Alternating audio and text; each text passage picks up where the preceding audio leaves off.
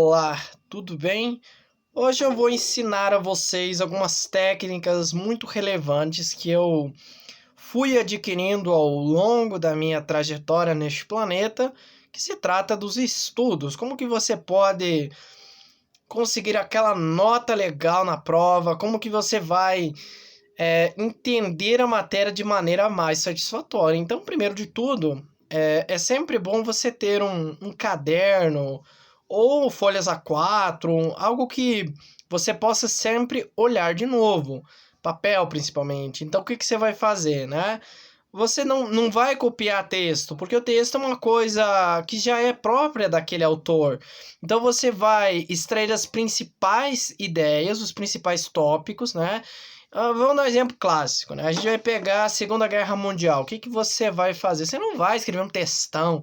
Muitos professores cometem esse erro grotesco que é mandar o aluno copiar um textão gigantesco no quadro, que ele vai usufruir na verdade não se trata do texto todo, mas sim do resumo. Você vai pegar esse texto, se você tem um livro didático, beleza? Você vai fazer o quê?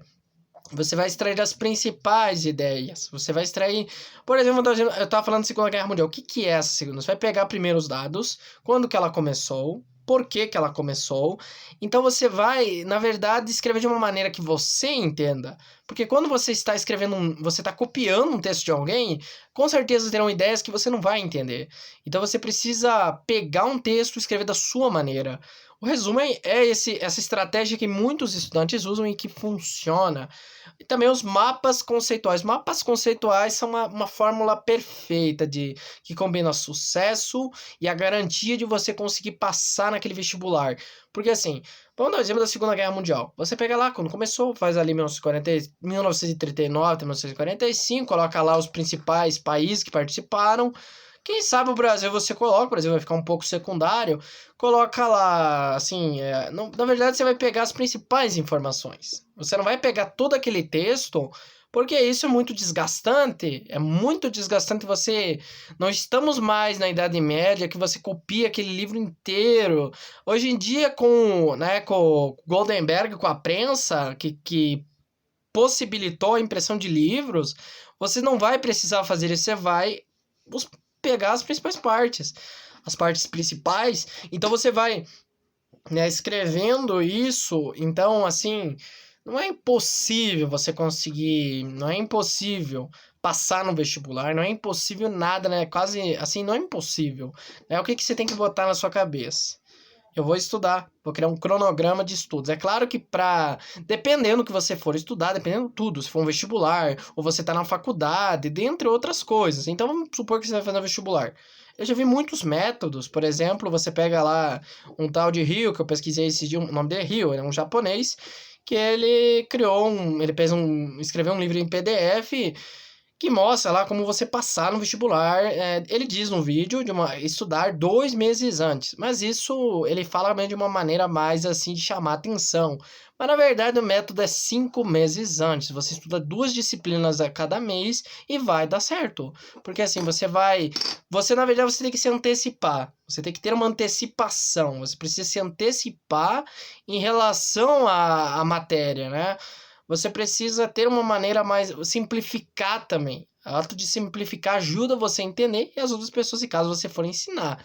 A única maneira que você vai descobrir se você aprendeu é ensinando outra pessoa. Se você não sabe explicar, você não sabe, né? E é isso. Com certeza será através disso que você vai conseguir. Assim, se você é um estudante que está no ensino fundamental, pré-escola, ensino médio, você com certeza deve estudar um pouco por dia, pegar seu caderno, dar uma olhadinha, e é claro, alguns professores têm o hábito, em alguns casos, de cair na prova, o que não tem absolutamente nada a ver com o que está sendo passado em sala. Isso já me deparei algumas vezes, até alguns intelectuais falam sobre esse problema de alguns professores. Então a gente sempre tem que ter em mente uma coisa, a gente tem que estar preparado para tudo. É claro que se o professor te pegar nessa questão de uma prova, assim, que ele vai, por exemplo, né, fazer algo que não tem absolutamente nada a ver com o que ele está ensinando, é claro que isso é um erro grotesco dele, mas que você tem que, né, não se limitar por causa disso. Então, estude o que tiver a seu alcance. Se ele passou o que está diferente, não se preocupe. Porque isso é problema dele e não seu. É você que tem que provar ele. Ele já tá com o cargo dele, já tá tudo certinho. Não precisa provar nada a ninguém. É você que tem que provar. Você tá sendo quem? O Alonso querendo ultrapassar o Schumacher lá naquele GP. Então o Schumacher é o professor que tá lá, né, na Ferrari. O cara tem lá sua fama e o Alonso na época estava começando, ele tinha que mostrar, provar alguma coisa para alguém. E é isso, né? Ele era um e onde que eu quero chegar, né? Que assim, em sala de aula, quando você for estudar, né, você deve 1 hora, por exemplo, revisar. Tem professores de ensino fundamental e médio que passam revisão, mas de que adianta ele passar essa revisão se os alunos não acompanham o seu ritmo, né? Isso é uma tentativa inteligente, só que se ninguém cooperar, não dá certo. Então, cabe a cada um, né? Então, considerar você estudar um pouco por dia, porque assim, quando você acumula muita matéria, com certeza o professor não vai passar um textinho, alguma coisinha assim, pouca coisa. Ele vai passar matéria, né? E o que que acontece? Essa matéria vai se acumulando até você conseguir estudar tudo uma semana antes da prova. Meu amigo, isso não vai dar certo. Eu aprendi com muitas pessoas, com o Renato Alves, que ensinou em seu livro, sobre essa questão. Ele confirmou o que um cara me falou, que é para estudar desde que o ano letivo começa. Na verdade, dependendo se vai ter prova ou não, você estuda porque gosta. É aí que tá, aprender a aprender, e não porque vai cair na prova. É porque tudo é válido, conhecimento é uma coisa infinita, o homem não, mas é sempre bom se aproximar dessa ideia de conhecer, você ser um eterno aprendiz. Então, não deixe acumular matéria, leia em voz alta. Na verdade, ler texto em voz alta é uma coisa desgastante. Você deve anotar os principais. Então, se o professor te obriga a escrever, copiar texto do quadro, né? A intenção é boa, né? Talvez, eu não entendo porque tem um professor que faz isso, mas é o seguinte, talvez seria mais fácil ele passar mapas conceituais que possibilitariam esse aluno entender melhor a matéria. Então, na verdade é isso, né? É um assunto que eu não vou entrar em detalhes, mas eu digo o seguinte, né? Que esse aluno, ele cria da sua maneira. Se o professor, ele passa esse texto, beleza, ele passou. Mas eu vou extrair umas informações importantes desse texto e vou transferir lá no meu caderno de uma maneira mais simplificada, que eu sei, que eu entendo, né? Então aí que tá. Você vai conseguir usufruir, né? E eu digo o seguinte, escreva bastante, leia bastante. Isso independente do ano da etapa da educação básica que você tiver, da educação superior, leia. Leia livros didáticos, leia revistas, leia qualquer coisa. Na verdade, algumas coisas como leia o que tiver a seu alcance. Bula de remédio é uma coisa que dizem alguns métodos que estimulam você a ler, é uma coisa que não é interessante você ler. Por que eu vou ler uma bula de remédio se eu não vou ser farmacêutico? Mas na verdade eu tô me contradizendo, mas onde eu quero chegar? É uma coisa que se lê, você não toma, mas é um outro assunto que eu quero dizer. Você vai ler a bula de remédio, como que eu vou ler uma coisa que eu não gosto primeiro? Vou ler o que eu gosto primeiro. Se você gosta de livros, sempre vai ter um livro que você vai gostar. Na verdade, não é de primeira que você vai pegar esse hábito de ler. Vai demorar muito, vai levar 1 ano, 2 para você começar a gostar de ler. Mas se você nunca tentar, você nunca vai ler. Então, o que eu digo? Antes tarde do que nunca. Se você tem dependendo da sua idade, comece a ler para se dar bem nas provas. Porque tem prova que tem um texto mas muito extenso. Mas esse texto também não vou entrar em detalhes, né? O que eu digo?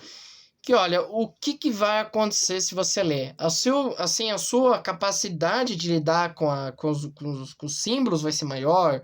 Você vai elevar o seu desempenho vai também ajudar no seu vocabulário, porque a leitura, algumas provas são discursivas. A prova discursiva é sua visão daquele assunto, é você escrever e não prova. Eu vou falar um pouquinho depois sobre a prova doutorativa, por enquanto vamos falar sobre a prova discursiva. A prova discursiva é uma prova complexa, porque dá mais trabalho para o professor corrigir, só que ao mesmo tempo ela está fazendo com que o aluno ele tenha a sua liberdade de escrever, de estar lá, né? Fazendo aquele texto da sua maneira, inovando, né? Agora, a prova da alternativa, antes as provas, em minha opinião, eram mais fáceis. Hoje elas são mais difíceis. Porque são questões assim que você tem sempre uma pegadinha envolvida no meio. Então tome muito cuidado com essas pegadinhas. Lembre do que você estudou, que isso vai te ajudar na prova. Vão haver informações falsas. Não vá por aquelas questões que tem palavras muito bonitinhas, como alienado. Alienado. Certa vez eu estava fazendo uma prova, estava escrito o termo alienado, não sabia o que que era. Pensei, é uma palavra bonita, com certeza.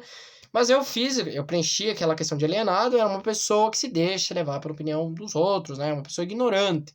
Eu cometi esse erro por conta da falta de conhecimento daquela palavra. Eu acabei achando bonito, então não ache, não é porque não vá sempre por uma questão, não, assim, nem sempre vá por aquela questão mais assim, aquela questão, às vezes não é mais comprida, não é mais curta, não é a mais... É muito variável isso, não é uma coisa que você pode criar uma regra, né? Tome muito cuidado com aquelas questões que... Tem tudo que é tipo, né? De alternativa, né? Tem aquelas alternativas de verdadeiro e falso. Essas são mais simples até. Vai ter lá... A melhor... Na verdade, vai ter as outras... Vai ter abaixo, né? Por exemplo, vou dar um exemplo, né? Primeira Guerra começou em 1939. É verdadeiro. Hitler foi o responsável por causar a Primeira Guerra. Verdadeiro. Deixa eu pensar um pouco. Hitler era de esquerda. Falso. Vamos pensar. Hitler foi chanceler da Alemanha. Verdadeiro. Então vai ter lá um monte de alternativa. Verdadeiro, verdadeiro, verdadeiro. Tudo verdadeiro. Outra vai estar escrito verdadeiro, verdadeiro, falso, falso, falso, falso. Então vai ter lá as opções. Na verdade vai ser muito fácil. Com certeza eu sei. Eu tenho, né? Você vai usar... Eu tenho uma estratégia para isso. Você não se trata de em ordem, de ordem numérica. Se for difícil a prova, você pula, mas vamos falar das questões de verdadeiro e falso, ou daquelas que uma justifica a outra. Também é uma questão de interpretação de texto, né? Então, essa questão de verdadeiro e falso, tem alguns professores que colocam lá que você tem que preencher. Mas não vai ter por exemplo, a B, C, mostrando como que está preenchido aquela parte da prova. É umas que você vai ter que preencher verdadeiro ou falso e acabou. Ele vai te dar uma nota uma notinha bem dividida, né? Caso você acerte. Por exemplo, tem quatro frases, se é um verdadeiro ou falso. Se você acertar todos, você ganha 1. Se acertar duas, você ganha 0,5. E aí que tá, né? É aí que tá a prova. Então, quando você vai fazer uma prova e a primeira questão tá difícil, você vai perder tempo com essa questão? Não. Você vai ter que pular. Muitos vestibulandos que tiraram as melhores notas no Enem, eles mostram esse método, que é pular as questões difíceis e ir pra frente. Porque assim, você foca naquelas mais fáceis, aí você pensa, eu vou pensar, vamos relaxar, né? As mais fáceis são de relaxamento. Vai ter as médias e as difíceis. As difíceis deixa para depois. Parece uma loucura, né? Vamos deixar difícil pro começo, mas não. Deixa difícil para depois. Aí você vai estar mais tranquilo, você vai analisar e pensar, talvez, vamos tentar aqui. Estudou, conseguiu fazer a prova, né? Então, onde que a gente vai... eu estava falando da leitura, vamos recapitular, né? Outra coisa, deixa eu recapitular, né? Dar uma recapitulada, né? Essa recapitulada. Eu tava falando da leitura, assim... Outra coisa, trabalho escolar. O trabalho escolar, ele é um trabalho muito... Mas comparado a um trabalho acadêmico que você vai fazer no final do seu curso, ou depois numa tese de doutorado, uma dissertação de mestrado... Uma monografia que você vai fazer. Na escola você vai fazer um trabalho mais simplificado. Mas é claro, ele tem lá suas... Assim, tem professor que vai exigir as famosas e temidas normas da BNT que nem todo mundo gosta. Mas tem gente que gosta. Então você vai fazer sumário, introdução, capa, folha de rosto, entre outros. Aí você vai fazer a pesquisa. Não copie tudo, porque o nome disso é plágio. Você deve, ao máximo, você deve escrever, pelo menos tem professor que vai aceitar se você trocar um termo ali, outro termo ali, mas ainda é um texto daquele cara. Você der uma modificada em algumas expressões, por exemplo, você vai modificar, por exemplo, o Brasil é um país sem oportunidades, desprovido de trabalho, sei lá. Você vai escrever com com sinônimos aqui de algumas partezinhas daquele texto e teoricamente aquele texto é seu, porque você não se deu o trabalho de digitar tudo aquilo e escrever com outras palavras. Não é muito recomendável. É recomendável você fazer que eu disse anteriormente. Por exemplo, você escrever com suas palavras. Mas, André, como é que eu vou escrever com minhas palavras? É o seguinte, você vai ter que pegar as principais informações que aquele texto te oferecer. Algumas páginas podem conter mentiras, outras não. Então, nem sempre a pesquisa no Google é recomendável. Em caso de monografia, não muito. Você tem que ler alguns livros da sua área que vão te ajudar a entender melhor essa questão dessa monografia que você vai escrever. Agora, o trabalho escolar é mais tranquilo, envolve a pesquisinha no Google, lá, alguns livros que você pode ler. Então, você vai escrevendo esse trabalho, né, tudo mais. Então, eu não vou abordar a questão do texto, porque vai ficar muito extenso esse vídeo, mas eu vou falar um pouco sobre uma dica muito importante. Na verdade, você vai escrevendo, assim, esse trabalho, né, de maneira bem... Né, um trabalho não tem segredo, você faz o sumário. O primeiro de tudo, você vai fazer o conteúdo. Depois você pensa no... O sumário é a última parte. O sumário você deve fazer primeiro o sumário, porque você vai fazer um pouquinho acima, né, da sua... Às vezes isso é diferente do sumário, então faz primeiro a parte da escrita,